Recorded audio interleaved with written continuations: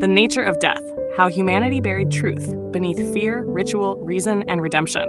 A fourfold voice interpretation. Opening room: The Last Veil of Inquiry. Death is not the end. It is the mirror, the last one, the one we dare not look into until it's too late. And yet, death has always been here, beside us, behind us, beneath us. Not as punishment, but as portal. Not as failure, but as field. It is the quietest threshold, the most misunderstood passage, and perhaps the most distorted of all human truths. This fourfold voice enters the forbidden room, where history buried her in shame, where science dissected her for meaning, where philosophy wrapped her in paradox, where spirit traded her mystery for control.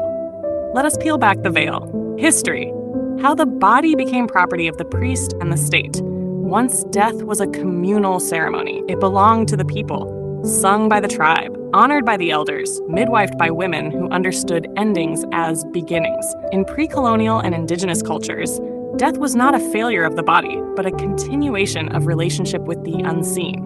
The dead were guides, not ghosts. Ancestors, not absences, but the rise of institutional religion rewrote the narrative. As Gerda Lerner revealed in The Creation of Patriarchy, the body, especially the feminine one, was stripped of its agency, named unclean, and placed under the authority of priests.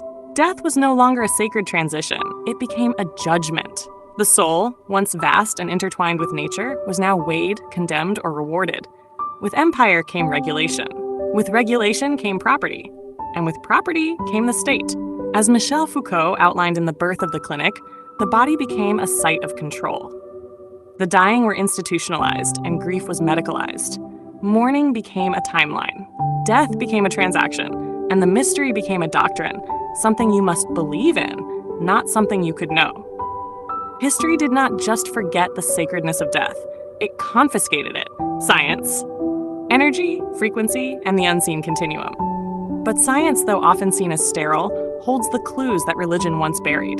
For at the smallest scale, beneath the body, the cells, the brain, there is only energy. As Albert Einstein once said, energy cannot be created or destroyed. It can only be changed from one form to another. Death, then, is not annihilation. It is transmutation. In the field, Lynn McTaggart explores the zero-point field, an ocean of energy that exists beneath all matter, suggesting that consciousness is not trapped in the body, but woven into the quantum fabric. In The Power of Eight, she reveals how intention shapes outcomes beyond time and distance, hinting that thought and soul may not be local at all. Rupert Sheldrake's morphic resonance introduces memory fields, where all experiences are stored non-locally, suggesting the possibility that even when the body ends, the patterns continue. Bruce Grayson, in After, documented thousands of near-death experiences, finding common patterns of light, peace, expanded awareness, and encounter, regardless of belief system. And Pim van Lommel, a cardiologist in Consciousness Beyond Life, argued that consciousness can exist independent of brain activity. These are not mystics speaking. These are scientists, and they are saying what mystics once knew. The body ends, but the field remains. You are the field. Philosophy, the end that asks us who we were. Philosophy has danced with death more than any other lens. From Socrates to Heidegger, death was not just an end, but a mirror for meaning. In Being and Time, Martin Heidegger called death the most personal truth, one no one can do for you. He urged that only in confronting death do we awaken from the inauthenticity of society. Only in facing it do we become fully ourselves. Albert Camus, in The Myth of Sisyphus, dared to ask if life was worth living at all, naming suicide the only real philosophical question. But in this questioning, he found freedom, not in answers, but in rebellion. To live in the face of death was the act of creation itself.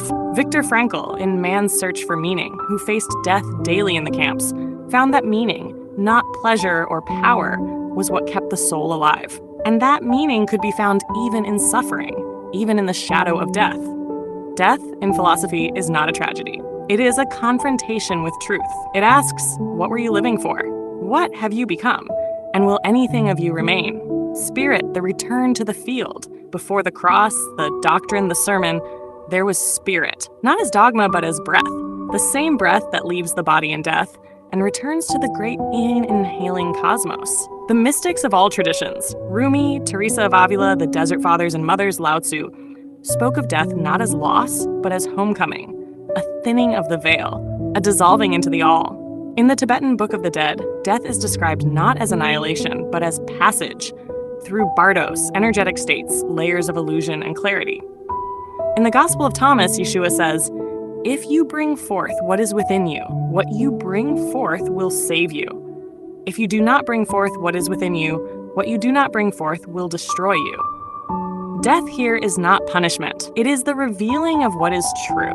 And in The Seat of the Soul, Gary Zukav reminds us that the soul is always choosing growth, experience, remembrance. The divine does not judge death, only we do, because we have forgotten that spirit is not afraid of endings. Spirit is the ending that begins again. Conclusion, not an ending, but a widening. To die is to widen, to fall back into what you always were, to let go of the story, the role, the flesh, and remember the rhythm that moves stars and cells, the rhythm that breathes galaxies and dreams, the rhythm that called you here not to conquer, but to feel.